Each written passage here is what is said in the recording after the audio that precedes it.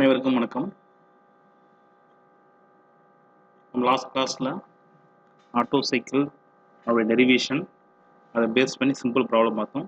இப்போ கொஞ்சம் பிக் கொஸ்டினில் கேட்கக்கூடிய ப்ராப்ளம்ஸ் எந்த மாதிரி இருக்கும், ஸோ என்னென்ன டேட்டா கொடுப்பாங்க, என்னென்ன ஃபார்மை யூஸ் பண்ணி நம்ம ப்ராப்ளம் சால்வ் பண்ணுவோங்கிறத இந்த கிளாஸில் பார்ப்போம். பாருங்கள், ப்ராப்ளம் ரீட் பண்ணுங்கள். An engine working on auto cycle has a compression ratio of 6. The temperature of the air at the start of compression stroke is 50 degrees Celsius and the maximum temperature is 1350 degrees Celsius. Calculate the work done per cycle and the efficiency of the cycle. Assume Cp is equal to 1.005 kilojoule per kilogram Kelvin and Cv is equal to 0.717 kilojoule per Kelvin. அதாவது ப்ராப்ளத்தை வந்து ஒரு தடவைக்கு 2 தடவை நல்லா read பண்ண சொல்லியிருக்கீங்க ஏற்கனவே. அப்படி ரீட் பண்ணும்போதே நமக்கு என்ன டைப் ஆஃப் ப்ராப்ளம் கேட்டிருக்காங்க, அதாவது எந்த ஏர் சைக்கிள் ப்ராப்ளம் கேட்டிருக்காங்க, ஆட்டோ சைக்கிள் ப்ராப்ளம் கேட்டிருக்காங்க. பாருங்கள், கஸ்டர் வச்சுருக்கேன் பார்த்தீங்களா, ஆட்டோ சைக்கிள். ஓகேங்களா, என்ன கொடுத்துருக்காங்கன்னா கம்ப்ரஷன் ரேஷியோ ஆர் கொடுத்துருக்காங்க. கிவன் டேட்டா ஹெட்டிங் போட்டுக்கோங்க. Compression ratio R equal to 6, number 6. Okay, the temperature of air at the start of compression stroke is 50 degrees Celsius. அதாவது இனிஷியல் டெம்பரேச்சர் T1 கொடுத்துருக்காங்க.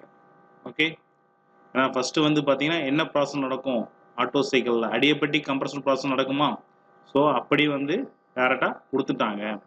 The temperature of the air at the start of compression stroke is 50 degrees Celsius. Okay, அதாவது referring தி figure 214ங்கிறது என்னன்னு பார்த்தீங்கன்னா, நம்ம derivation பார்த்தோம்ல தியரியில், புரியுதா, தியரியில் derivation பார்த்தோம்ல அதுக்குரிய ஃபிகர். ஓகே, ஃபிகர் நம்பர் வந்து 2.1.4. ஸோ பார்த்தீங்கன்னா டெம்பரேச்சர் வேல்யூ வந்து பார்த்தீங்கன்னா T1 = 50 டிகிரி செல்சியஸ். அதை கெல்வினை சேஞ்ச் பண்ணோன்னா என்ன பண்ணீங்க, 273 கூட்டணும். புரியுதுங்களா? So 50 + 273 = 323 kelvin. அண்ட் இது மேக்ஸிமம், அதாவது இந்த மாதிரி தான் ஒவ்வொரு லைன் சென்டென்ஸும் நம்ம ரீட் பண்ணி கான்செப்ட் மீனிங் வந்து ஓரளவு புரிஞ்சு, ஓகேவா, அந்த மாதிரி கிவன் டேட்டா எடுத்துனா தான் நம்ம எழுத முடியும். ப்ராப்ளத்தை நான் ஆல்ரெடி சொல்லியிருக்கேன், ஒரு டைமுக்கு 2 டைம் நல்லா ரீட் பண்ணிக்கோங்க. என்ன டைப் ஆஃப் ப்ராப்ளம் கேட்டிருக்காங்க, என்னென்ன கொடுத்துருக்காங்க, யூனிட்லாம் கரெக்டாக கொடுத்துருக்காங்களான்னு அதெல்லாம் நான் கிவன் டேட்டா எடுத்துக்கும் போது அதெல்லாம் பார்த்துடலாம், நோ ப்ராப்ளம். புரியுதா? அதே மாதிரி என்ன கண்டுபிடிச்சி சொல்லியிருக்காங்க அதெல்லாம் நம்ம ப்ராப்ளம் ரீட் பண்ணும்போதே ஓரளவு நம்ம அண்டர்ஸ்டாண்ட் பண்ணிடுறோம். இப்போ பார்த்தீங்கன்னா இது வரைக்கும் நம்ம டேட்டா எடுத்துருக்கோம் 50 டிகிரி செல்சியஸ் வரைக்கும்.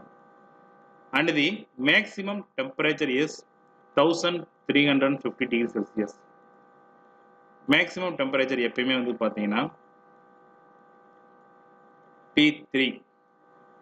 அதாவது ஏன் சார் அது மேக்ஸிமம் டெம்பரேச்சர் சொல்கிறீங்க, ஸ்டேஜ் 1 to 2 வந்து பார்த்தீங்கன்னா அடியபெட்டிக் கம்ப்ரஷன் ப்ராசஸ் தான். புரியுதுங்களா? எப்போ வந்து ஹீட் அடிஷன் ஆகி டெம்பரேச்சர் அதிகமாக இருக்கும் பார்த்தீங்கன்னா ஸ்டேஜ் 2 to 3. நல்லா ஞாபகப்படுத்தி பாருங்கள். ஸ்டேஜ் 2 to 3 பார்த்தீங்கன்னா constant volume heat addition process. ஓகேங்களா? ஸோ மேக்ஸிமம் டெம்பரேச்சர் T3ங்கிறது தான் நீங்கள் என்ன பண்ணணும், டேட்டாவில் எடுத்து எழுதணும். புரியுதுங்களா?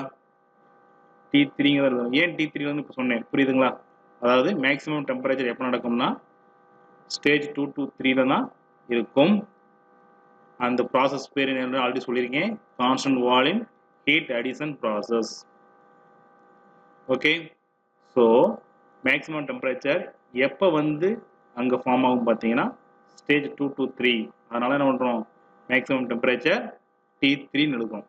அதோட வேல்யூ எவ்வளோ பார்த்தீங்கன்னா 1350 டிகிரி செல்சியஸ். அதை கெல்வினா மாற்றணும், என்ன பண்ணணும், கன்வெர்ட் பண்ணணும்னா 1350 + 273 = 1623 கெல்வின். அடுத்து calculate the work done. To ஃபைண்டில் என்ன பண்ணணும்னா ஒர்க் டன் W கண்டுபிடிக்கணும். And the efficiency of the cycle, efficiency of the Otto cycle கண்டுபிடிக்கணும். அசியூம் சிபி, சிபிங்கிறது உங்களுக்கு தெரியும், specific heat at constant pressure. ஓகேங்களா? Cp = 1.005 0.005 kilojoule per kilogram Kelvin. Cv is equal to 0.717 kilojoule per Kelvin. To find work done கண்டுபிடிக்கணும், efficiency கண்டுபிடிக்கணும். ஓகேங்களா? CP CP value கொடுத்துட்டாங்களே அப்படின்னாலே நம்ம என்ன பண்ணலாம், காமா வேல்யூ கண்டுபிடிச்சிடணும்.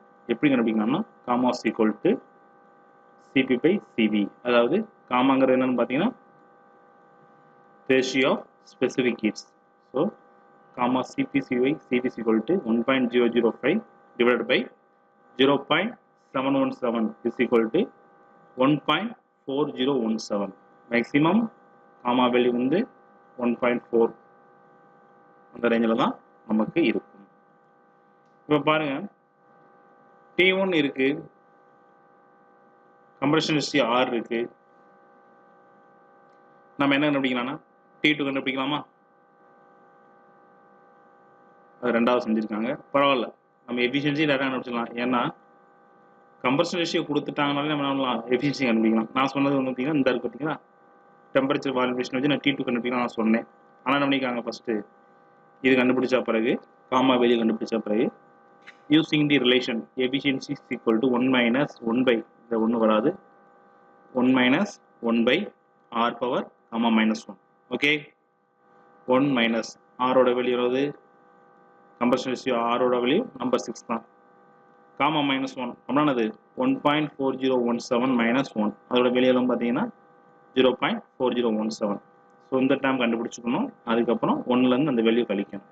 அப்படி கிடைக்கும்போது 0.513 இன் பெர்சன்டேஜ்னு வரும்போது 51.3% எஃபிஷியன்சி முதலே கண்டுபிடிச்சாச்சு. அடுத்து ஒர்டன் கண்டுபிடிக்கணும். ஒர்டனுக்குரிய ஃபார்முலா என்னன்னு பார்த்தீங்கன்னா ஹீட் சப்ளை மைனஸ் ஒர்டனுக்குரிய ஃபார்முலா வந்து பாருங்க, heat supply into efficiency. Already சொன்ன மாதிரி தான் using the relation temperature volume relation. அதாவது ஸ்டேஜ் 1 to 2 வந்து பார்த்தீங்கன்னா adiabatic process. So T1 by T2 is equal to V1 by V2 power gamma minus 1. ஓகேங்களா? ஸோ V1 by V2 என்னது, compression ratio r power gamma minus 1. ஆரோட value 6 number 6 0.40 அது gamma minus 1 போல நினைக்காங்க. 1 minus 1.4017 போகிறது போல நாங்கள் டைரெக்டாகவே என்ன பண்ணுறாங்க 1 கழிச்சிட்டு 0.4017 எழுதிக்காங்க. ஓகேங்களா? இதோட வேல்யூ எவ்வளோன்னு பார்த்தீங்கன்னா 6 பவர் 0.4017 மதிப்பு எவ்வளோன்னு பார்த்தீங்கன்னா 2.0539. So T1 by T2 is equal to 2.0539. நம்ம தேவை இதில் T2 தான் தேவை. ஓகே, T1 நமக்கு ஆல்ரெடி தெரியுங்களா? So T2 is equal to ஒரு ஸ்மால் கரெக்ஷன் மாற்றிக்கோங்க. T2 by T1 is equal to 2.053. அதாவது டெம்பரேச்சர் வால்யூம் ரிலேஷன் வந்து இதான். T2 by T1 is equal to V1 by V2 power gamma minus 1. ஓகேங்களா? இதுக்கு முன்னாடி T1 by T2 இருந்துச்சா, அது சின்ன கரெக்ஷன் மாற்றிக்கோங்க. சரியா? T2 is equal to 2.0539 into 323. T1 வெளியே வந்து பார்த்தீங்கன்னா T1 வந்து மல்டிப்ளிகேஷன் போயிருங்களா. ஸோ T2 வெளியே பார்த்தீங்கன்னா 663.41 கெல்வின். கண்டிப்பாக வந்து ஃபைனல் டெம்பரேச்சர் மேக்ஸிமம் டெம்பரேச்சர் கம்மியாக தான் வரும். ஓகே, அடுத்து heat supplied per K G equal to C V into T3 minus T2. அதாவது கான்ஸ்டன்ட் வால்யூம் ப்ராசஸ்க்குரிய ஹீட் ட்ரான்ஸ்ஃபர் ஃபார்முலா, ஹீட் சப்ளைக்குரிய ஃபார்முலா. சிவியோட வேல்யூ கிவனில் கொடுத்துட்டாங்க 0.717. Maximum temperature 1623 kelvin T3 minus T2 வந்து கண்டுபிடிச்சிருக்கோம் 663.41 is equal to 688.026 kilo joule. Again efficiency is equal to work done divided by heat supplied. Work done divided by heat supply. நமக்கு already efficiency தெரியும், heat supply முடிச்சுக்கோம். நமக்கு தேவை என்னன்னு பார்த்தீங்கன்னா ஒர்டன் தேவை. ஸோ ஒர்டன் வந்து ஈக்குவல் டு பக்கம் அப்படியே வச்சுட்டு இதை பெருக்கல் அதாவது வகுத்தில் உள்ளதை இந்த டைம் கொண்டு வந்தோன்னா இந்த சைடு கொண்டு வந்தீங்கன்னா எஃபிஷியன்சி இன்ட்டு ஹீட் சப்ளைன்னு வரும். ஓகேங்களா? So ஒர்டன் equal to efficiency into heat supplied. அதாவது 0.513 இருக்குல்ல, 0.513 என்னது எஃபிஷியன்சி. நான் ஆல்ரெடி சொல்லிட்டேன், ஃபைனலாக எஃபிஷியன்சி எழுதும்போது மட்டும்தான் 100 பெருக்கி பெர்சன்டேஜில் எழுதணும். அதுக்கு முன்னாடி இந்த வேல்யூ எங்கே அப்ளை பண்ணாலும் என்ன பண்ணணும், நீங்கள் பாயிண்ட் சம்திங்கில் தான் அப்ளை பண்ணணும். ஓகே, ஸோ எஃபிஷியன்சி வேல்யூ பார்த்தீங்கன்னா 0.513 இன்ட்டு 688.02 இந்த சின்ன வெர்ஷன் இருக்குது 688.02 தான் அது ஹீட் சப்ளைட். ஸோ ரெண்டையும் மல்டிப்ளை பண்ணி நமக்கு கிடைக்கக்கூடிய வேல்யூ பார்த்தீங்கன்னா 352.96 கிலோ ஜூல். ஓகேங்களா, இது ஒரு இம்பார்ட்டன்ட் ப்ராப்ளம். நெக்ஸ்ட் பாருங்க, a cycle consists of two isentropic process and two constant volume processes. The compression ratio is 6. The pressure and temperature at the beginning of the compression are 1 bar and 35 degrees Celsius. The maximum pressure of cycle is 30 bar. If air is the working fluid and the cycle is theoretical cycle, determine the heat order and work done per kg of air and the thermal efficiency of the cycle. Okay, இதான் வந்து என்னது உங்களுக்கு கொடுக்கக்கூடிய problem. Two isentropic process and two constant volume ப்ராசஸ்னால என்னது அது வந்து Otto cycle தான். ஓகேங்களா, கிவன் டேட்டா ஹெட்டிங் போட்டுக்கோங்க. ஃபர்ஸ்ட் கொடுத்துருக்காங்கன்னு பார்த்தீங்கன்னா கம்ப்ரஷன் ரேஷியோ 6 கொடுத்துட்டாங்களா. ஸோ நம்ம என்ன பண்ணலாம், எஃபிஷியன்சி ஈஸியாக கண்டுபிடிச்சிடலாம். அடுத்து pressure and temperature at the beginning of the compression, அதாவது P1 T1 கொடுத்துருக்காங்க. P1 எவ்வளோ பார்த்தீங்கன்னா 1 bar, T1 எவ்வளோ பார்த்தீங்கன்னா 35 degree Celsius. 1 bar equal to 100 kN per meter square. D1 35 degree Celsius, so 308 kelvin. ஓகேவா, அடுத்து மேக்ஸிமம் ப்ரெஷர் வந்து பார்த்தீங்கன்னா P3.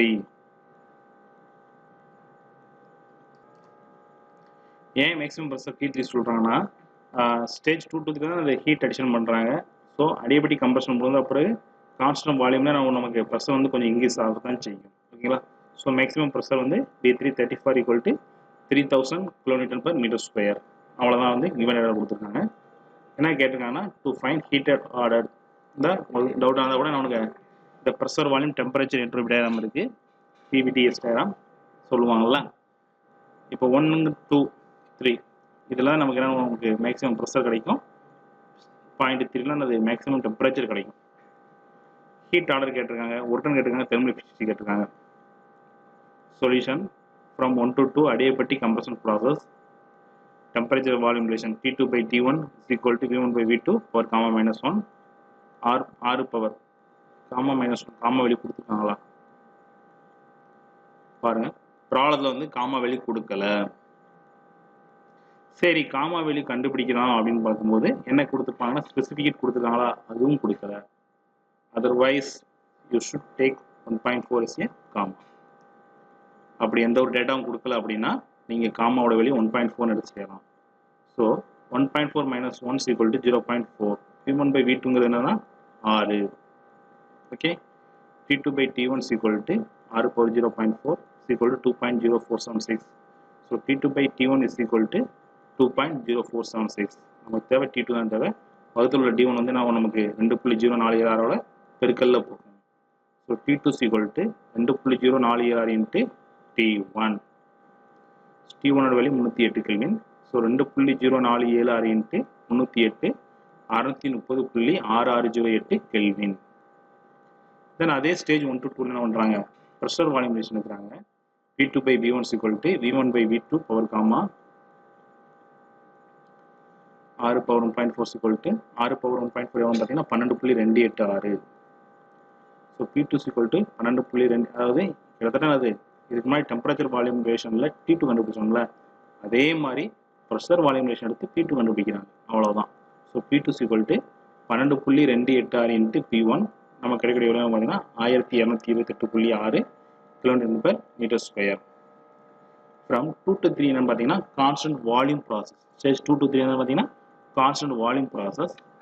So T3 by T2 is equal to T3 by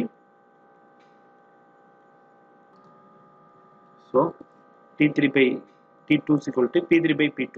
ஓகேங்களா, சின்ன சின்ன கரெக்ஷன் இருக்கு, மாற்றிக்கலாம். T3 by T2 is equal to P3 by P2. இது எந்த மாதிரி எடுக்கிறாங்க அப்படின்னா ப்ரெஷர் வால்யூம் டெம்பரேச்சர் ரிலேஷன். எதுக்குன்னா ஸ்டேஜ் 2 to 3 வந்து கான்ஸ்டன்ட் வால்யூம் ப்ராசஸ் தான். PVT ரிலேஷன் எடுத்தோம்னா ஆக்சுவலாக எப்படி இருக்கும்னா P2 V2 by T2 is equal to P3 V3 by T3. அதில் V2 V3 கேன்சல் ஆகும். நம்ம கிடைக்கிறதுங்கிட்ட என்ன பார்த்தீங்கன்னா P3 by T3 அங்கிட்டு V2 by T2 இருக்கும். ஸோ என்ன பண்ணுறாங்க, ரெண்டுமே ட்ரான்ஸ்ஃபர் பண்ணிக்கிறாங்க. T3 by T2 P3 by P2 அவ்வளோதான். So 3000 by 1228.6 2.468. So T3 is equal to 2.4418 into T2 பிறகு நமக்கு கிடைக்கக்கூடிய விடை வந்து பார்த்தீங்கன்னா 1539.9475 கெல்வின். T3 கண்டுபிடிச்சாச்சா? ஸ்டேஜ் 3 to 4 அடிப்படை எக்ஸ்பென்ஷன் ப்ராசஸ் தான். T3 by T4 is equal to V3 by V4 power gamma minus 1 தான். புரியுதாப்பா? அடுத்து V3 by V4 V3னா V3 is equal to V2 V4 is equal to V1 உங்களுக்கு தெரியும் constant volume ப்ராசஸ்னால 1 by R 1 by R னா என்ன பார்த்தீங்கன்னா 1 வகுத்தல் 6 power 0.4 gamma minus 1 0.4. So இதோட value எவ்வளோ வருதுன்னு பார்த்தீங்கன்னா 0.4884. So T4 is equal to 0.4884 into T3. சரி இந்த ஃபார்முலா என்ன வரும்? T3 by T4 வரும். T4 by T3 தான் வரும். ஸோ T4 by T3 தான் வரும். ஓகேங்களா? T4 by T3 is equal to V3 by V4 power comma minus 1. V3 is equal to V2, V4 is equal to V1. Well known. நமக்கு already நல்லா தெரியும். அந்த value substitute பண்ணி 1 by R வருது. இது வந்து பார்த்தீங்கன்னா அது கம்ப்ரஷன் ரேஷியோட தலைகீழி தான். ஸோ 1 by R வருது. 1 by R னா 1/6 பவர் 0.4 நமக்கு கிடைக்கிற விடை 0.4884. Finally T4 is equal to 0.4884 into T3. 0.4884 into T3 ஓட வேல்யூ பார்த்தீங்கன்னா 1539.9475. T4 எவ்வளோ கிடைக்கும் பார்த்தீங்கன்னா 752.1104 கெல்வின். ஹீட் சப்ளைட் நம்ம கேட்டிருக்காங்க. அதுக்குரிய ஃபார்முலா என்னன்னு பார்த்தீங்கன்னா ஹீட் சப்ளை எதில் வரும்னு பார்த்தீங்கன்னா ஹீட் சப்ளைட் வந்து எதில் வரும்? T4 minus T1 வரும். சரி இப்போ கவனிங்க. ஹீட் சப்ளைட் அப்படின்னு பார்த்தீங்கன்னா அது எதில் நடக்கணும்னா ஸ்டேஜ் வந்து 2 to 3 நடக்கும். அதுக்குரிய ஃபார்முலா என்ன பார்த்தீங்கன்னா MCV into T3 minus T2. அந்த எம்ங்கிறது ஏன் போடல அப்படின்னா பெர் கேஜி வந்து இங்கேயே ஆட் ஆயிடுது. ஸோ வந்து பார்த்தீங்கன்னா எம் வந்து நம்ம நெக்லெக்ட் பண்ணிடலாம். ஓகேவா? So heat supplied 0.717 into 1539.9475 minus 630.6608. Heat supplied QS equal to 651.9586 kilo joule. அடுத்து heat supplied per K G of air MCV into T4 minus T1 0.717 open bracket 752.1104 minus 308 close bracket. Answer பார்த்தீங்கன்னா 318.4272 kilo joule. இது என்னன்னு பார்த்தீங்கன்னா QR heat rejection. சின்ன correction மறுபடியும் இங்கே பார்த்தீங்கன்னா heat supply இருக்குல்ல, ஹீட் சப்ளை கிடையாது, heat rejection. Okay, heat rejection equal to T4 minus T1 அந்த வேல்யூ பார்த்துக்கோங்க. அடுத்து ஒர்க் டன் கேட்டிருக்காங்களா, ஒர்க் டன் கூடிய ஃபார்முலா என்னன்னு பார்த்தீங்கன்னா QS minus QR, அதாவது ஹீட் சப்ளைட் மைனஸ் ஹீட் ரிஜெக்டர் ரெண்டுமே ஃபைண்ட் அவுட் பண்ணியிருக்கோம். அந்த வேல்யூ சப்ஸ்டிட் பண்ணி நமக்கு வரக்கூடிய விடை பார்த்தீங்கன்னா 333.5314 கிலோ ஜூல். அடுத்து thermal efficiency work done divide by heat supplied into 100 333.5314 651.9586 into 100 51.1584. ஓகேங்களா? தென் நீங்கள் வந்து கண்டுபிடிச்சிருக்க ஆன்சர் வந்து கரெக்டாங்கிறத நீங்கள் ஏர்ஸ்டண்ட் எஃபிஷியன்சி ஃபார்ம் அப்ளை பண்ணி பார்த்தீங்கன்னா அதுவும் கிட்டத்தட்ட சேம் ஆன்சர் தான் வரும். ஓகேங்களா? அடுத்த ப்ராப்ளம் பார்ப்போம். இந்த ப்ராப்ளத்தை நீங்களே ட்ரை பண்ணி பாருங்கள். ரொம்ப ஈஸியான ப்ராப்ளம் தான். லாஸ்ட் ப்ரீவியஸ் ப்ராப்ளம் பிடிக்கணும் அதே மாதிரி தான் இதுவும். கம்ப்ரஷன் ரேஷியோ வந்து 6:1 இருக்குல்ல, அப்புறம் அர்த்தம் கம்ப்ரஷன் ரேஷியோ 6 தான். ஓகேங்களா? மேக்ஸிமம் டெம்பரேச்சர் கண்டுபிடிங்க, தெர்மல் எஃபிஷியன்சி கண்டுபிடிங்க, ஓட்டன் கண்டுபிடிங்க. ஓகேங்களா? ப்ராப்ளத்தை வந்து நீங்கள் என்ன பண்ணுங்க, ஒர்க் அவுட் பண்ணி கொண்டு வாங்க. நெக்ஸ்ட் கிளாஸ் வரணும். தென் நெக்ஸ்ட் வந்து பார்த்தீங்கன்னா ஒரு சிம்பிள் ப்ராப்ளம் பார்க்க போகிறோம். In an auto cycle operation, the compression ratio is changed from 4.5 to 8.5. Determine the increase in the air efficiency of the cycle. அதாவது என்ன கேட்குறாங்கன்னா, ஒரு கம்ப்ரஷன் ரேஷியோ வந்து 4.5லேருந்து 8.5க்கு மாறிடுச்சு அப்படிங்கும்போது எவ்வளவு எஃபிஷியன்சி வந்து இன்க்ரீஸ் ஆகிருக்கு அதை நீங்கள் கண்டுபிடிச்சு சொல்லுங்கள். ஃபர்ஸ்ட்டு கிவன் டேட்டா பாருங்கள். Compression ratio for the first case R1 equal to 4.5. ரெண்டாவது compression ratio for the second case T2 R2 is equal to 8.5. assume gamma is equal to 1.5. அதாவது in case வந்து பார்த்தீங்கன்னா ratio of specific heat அதாவது gamma value கொடுக்கல அப்படின்னா நீங்கள் gamma is equal to 1.4ங்கிற value எடுத்துக்கலாம். to find increase in air standard efficiency. solution efficiency 1 2 efficiency 2 ரெண்டையும் கண்டுபிடிச்சு ரெண்டுக்குள்ள deviation வித்தியாசம் என்னன்னு கண்டுபிடிக்க போகிறோம். Okay, efficiency 1 is standard efficiency of the Otto cycle for the first case. Efficiency 1 is equal to 1 minus 1 by R1 power comma minus R1 ங்கிறது என்ன பார்த்தீங்கன்னா 4.5. ஏன்னா ரெண்டு ரேஷியோ கொடுத்துருக்காங்க, அந்த கம்ப்ரஷன் ரேஷியோ ரெண்டு கொடுத்துருக்காங்க. ஸோ என்ன பண்ணுறோம், டேரெக்டாக ஆர்னு எடுக்க முடியாது. ஸோ R1 R2 எடுக்கிறோம். எஃபிஷியன்சி 1க்கு R1 சப்ஸ்டியூட் பண்ணுறோம், எஃபிஷியன்சி 2க்கு வந்து R2 சப்ஸ்டியூட் பண்ண போகிறோம். அவ்வளோதான். அந்த R1 இங்கே சப்ஸ்டியூட் பண்ணி நமக்கு வரக்கூடிய பெர்சன்டேஜ் எவ்வளோ பார்த்தீங்கன்னா 45.2%. Efficiency 2 is the standard efficiency of the Otto for the second case. Efficiency 2 is equal to 1 minus 1 by R2 power comma minus 1. அந்த R2 போல 8.5 சப்ஸ்டியூட் பண்ணி வரக்கூடிய பெர்சன்டேஜ் எவ்வளோ பார்த்தீங்கன்னா 57.5%. அடுத்து இங்கிலீஷ் இன் எஃபிஷியன்சி. எஃபிஷியன்சிலேருந்து 2லேருந்து எஃபிஷியன்சி 1 கழிச்சோம்னா நமக்கு எவ்வளோ இங்கிலீஷ் ஆகுதுன்னு கண்டுபிடிச்சிடலாம். அதாவது 57.5லேருந்து 45.2 கழிச்சோம்னா நமக்கு 12.3%. இவ்வளோதான் அது English efficiency. Okay, thank you students. அடுத்த கிளாஸ் என்ன பண்ணுறோம்னா நம்ம டீசல் சைக்கிளை பற்றி பார்க்கலாம்.